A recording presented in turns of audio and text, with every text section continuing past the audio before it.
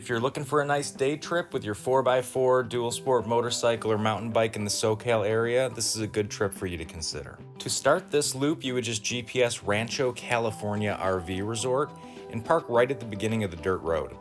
After about 2 miles, you're going to get to our property, the preserve at Temecula Creek, and it's a private piece of land, but if you wanted to stay there, if you wanted to go camping, you can actually rent out campsites through hipcamp.com, and we'd love to have you stay as a guest. But it's a great location to get up into the mountains.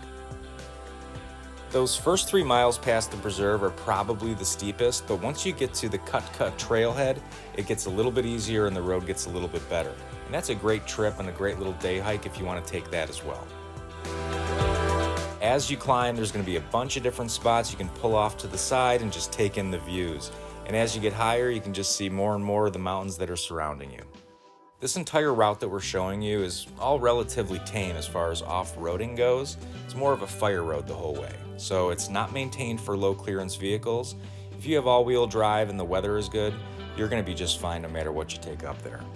At about the 10-mile mark, you're going to come to an intersection, and if you take the hard right, it goes up to High Point Fire Lookout, and if you stay straight, that's when you are technically on Palomar Divide Road. I would suggest taking the quick trip up to the Fire Lookout. It offers amazing views, and it's just a cool place to stop. They have picnic tables, and you can just hang out there and relax and take in the scenery for a little while.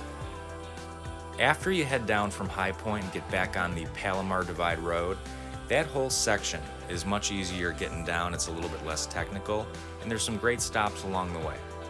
We really like Barker Valley, even if it's just for a day trip to head down there, or if you wanted to backpack in and stay the night. It's very remote when you get down there, and there's a seasonal creek that runs through, and it's just a very relaxing spot to hang out for the day.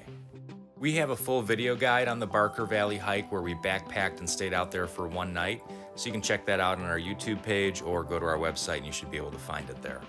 But once you pass that spot, you've got about 7 more miles to go, and some of it's even paved until you get off of Palomar Divide Truck Trail and you are back on the pavement. From here, you just turn left onto 79, and in about 16 miles, you'll be back to where you started.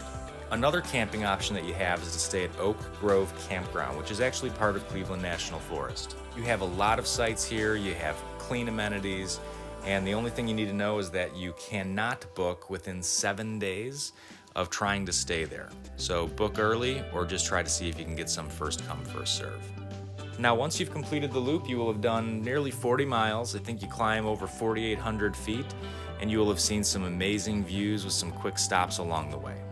This is one of my favorite loops to take, and I've done it in my 4x4 vehicle, my dual sport motorcycle, I've done it on a mountain bike, and it's just a ton of fun.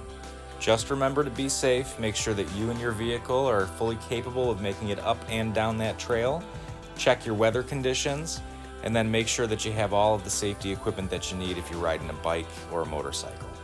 We hope that you found this guide useful and would encourage you to check out our website for new adventures, guides, or gear reviews to help you get out on your next adventure. Thanks for watching.